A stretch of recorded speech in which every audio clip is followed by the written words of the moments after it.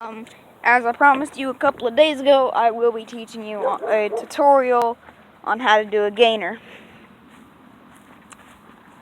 Okay, so first you clearly have to learn how to do a backflip. Go watch my other video on that.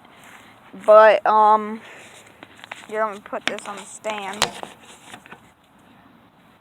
Can we see the trampoline? We can. Okay. So, what your first move is, just learn how to backflip in place. Just learn how to backflip in place. Then once you're comfortable with that, is this thing even on? Okay, it is. Once you're comfortable with that, start moving forward little amounts.